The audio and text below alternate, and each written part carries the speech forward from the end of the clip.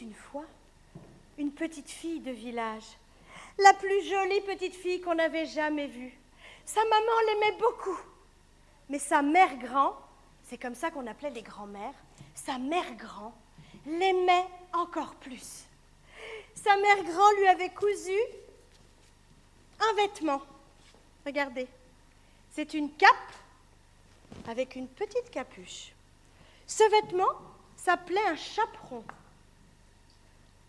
Comme il était rouge et que la petite fille le mettait toujours sur elle, on appelait cette petite fille le petit... Ah, vous êtes trop fort, hein? Le petit chaperon rouge. Ce jour-là, la maman du petit chaperon rouge avait cuit et fait des galettes. Et elle appela sa fille. Petit chaperon rouge, viens voir. Je viens d'apprendre que ta mère grand était très malade dans sa maison. Tu vas lui porter une galette et un petit pot de beurre, ça va lui faire plaisir. La petite fille prit la galette et le petit pot de beurre, le mit dans un panier et sortit dehors. Mais ce qu'elle ne savait pas, c'est que ce jour-là, il y avait un loup, un méchant loup qui la guettait depuis longtemps. Le loup s'approcha à pas de loup.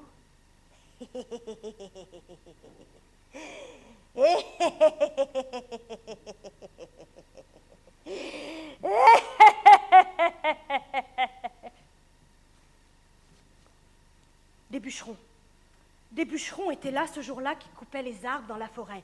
Chac, faisaient les bûcherons. Quand le loup les aperçut, il se dit qu'il ne pouvait pas manger le petit chaperon rouge qui était là, comme il avait prévu de le faire. Alors le loup eut une idée. Il s'approcha d'elle quand même. Bonjour, petite fille. Bonjour, monsieur. Elle ne savait pas que c'était un loup. Elle n'en avait jamais vu. Et elle l'appelait monsieur. Tu vas où comme ça, petite fille? Je vais chez ma mère grand qui est très malade. Je vais lui porter une galette et un petit pot de... Bravo. Que maman lui a préparé pour elle. Mais dis-moi, est-ce qu'elle habite loin, ta mère grand? Oui, un petit peu. Il faut traverser tout le bois.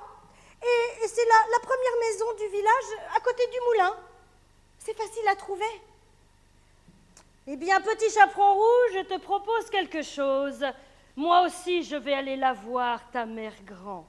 Mais on ne va pas prendre le même chemin. Moi, je vais prendre ce chemin par ici. Et toi, tu vas prendre ce chemin par là. Et nous verrons lequel de nous deux arrivera le premier.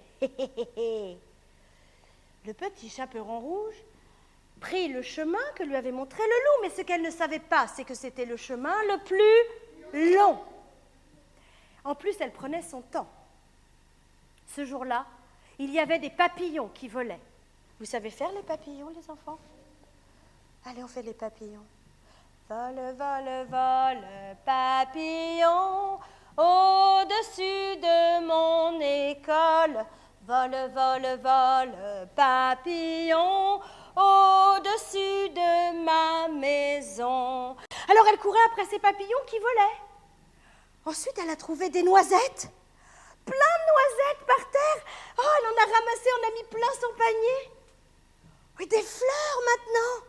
Plein de fleurs. Elle décida de cueillir les fleurs pour faire des beaux bouquets. Pendant ce temps-là, le loup, lui, avait pris l'autre chemin, le chemin le plus court. Et en plus, comme il avait des grandes jambes et comme il courait vite, il arriva le premier à la maison de la mère grand. Mère grand.